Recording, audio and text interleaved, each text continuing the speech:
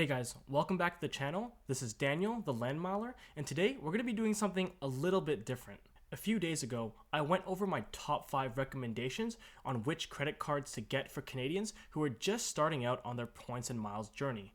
And on the top of that list, I had the MBNA Alaska World Elite MasterCard. And in that video, I stressed about how valuable Alaska Mileage Plan was. So today, we're going to be looking at how to book a first class flight on Alaska Miles. Before we begin, if you're new to the channel, I cover topics such as credit cards and travel, how to travel the world in first class or business class, as well as staying around some of the best properties in the world. So if this is something you're interested, please consider subscribing to the channel and turning on notifications. Let's begin. Now, before we even begin looking for dates on the award flight that we want to book, the first thing we need to do is look at how many miles we need and if we do have enough miles. So what I'm going to Google is Alaska Airlines award chart. You'll see here we have Alaska Airlines miles award chart. Let's click into this.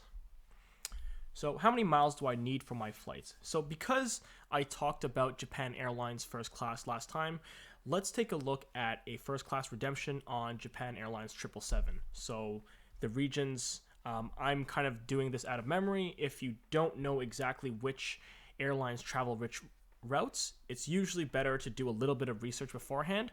But I know that we're going to be traveling from JFK in New York into Tokyo. So I'm going to put from traveling from, let's see, US and Alaska, and then traveling to, we have Asia.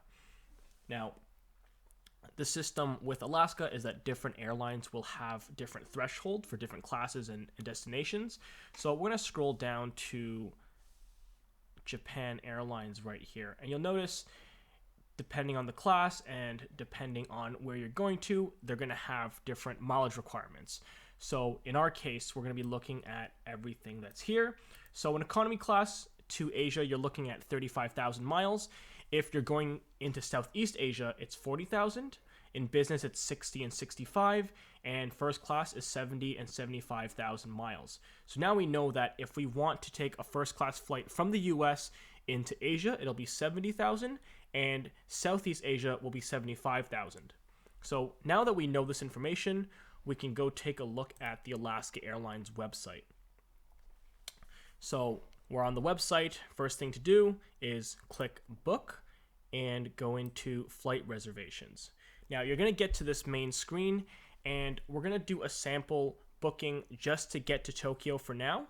So click on one way and you'll see the button here, use miles. What this does is once you activate it, you'll get access to being able to book places like Tokyo and whatnot. So let's see, if we close it, if you try to type in Tokyo, it'll tell you that you have to add the use miles because Alaska Airlines doesn't fly to Tokyo. So use miles from JFK, New York to Tokyo. So they have 2 airports, Haneda or Narita. If you pick just the Tokyo option, it will show you both. And let's do 1 adult, 0 children. And for departing date, let's look at, because we're just doing a sample, we're trying to fly out next Friday. So January the 22nd, and everything should be okay. Let's find flights.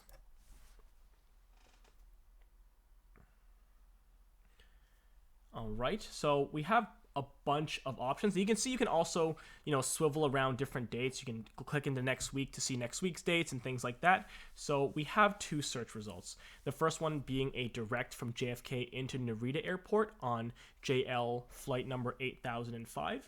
And you'll see the same distribution we saw before. So because we're only going to Asia, economy class is 35,000, business class is 60,000, and first class is 70,000.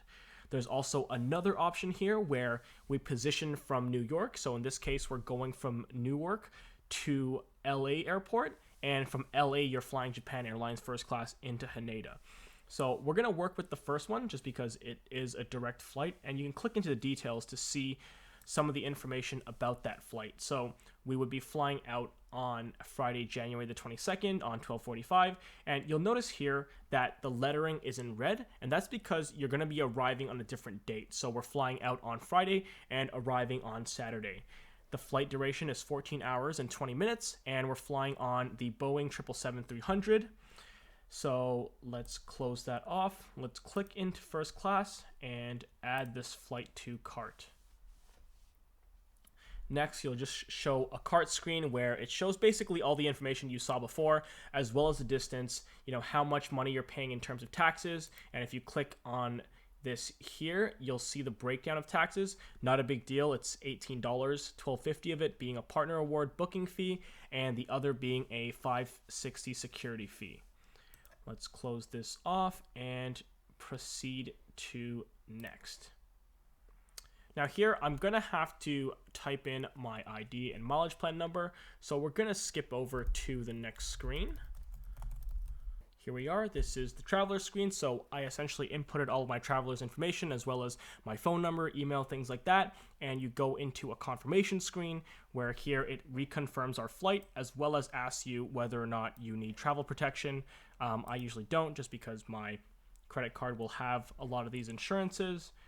Again, into another confirmation screen and just your general credit card information for you to pay those fees, and as well as your address, things like that, as well as rules and restrictions.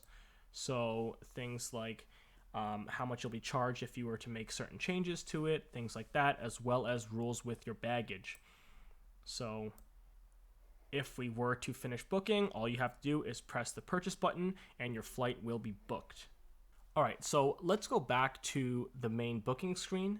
And now we're going to try to book that flight from New York into Tokyo and then extending it out into Singapore. So first things first, we need to again find availability. So switching our departure from New York to Tokyo and connecting into Singapore. So we still have that one-way option and using miles. And we're going to search, let's just do the 28th for simplicity. So we know that we have a flight from JFK to Tokyo on the 22nd, and now we're trying to get that flight from Tokyo to Singapore on the 28th. So we have our options here, and you can see that there are other dates as well that aren't available and some that are. So on the 26th, 30th, 31st, you will have flights available. So in our case here, you're going to be flying on January 28th from 6 p.m. Right up until 12:50 in the morning, you'll arrive in Singapore. So this is an 8-hour flight, and you can see here that there is a main, so an economy class, as well as a business class booking available. There is no first class because when we click the details, we are flying on a Boeing 787, and these aircrafts for Japan Airlines doesn't have a first class cabin. So now that we know that this flight is available, let's go back to our search.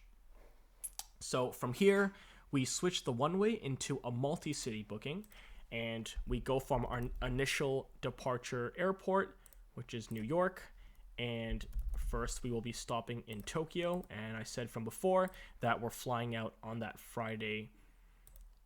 Next, we'll do Tokyo, and our last stop will be in Singapore on the 28th. Now, same as everything else, one adult, anytime. Let's find flights now.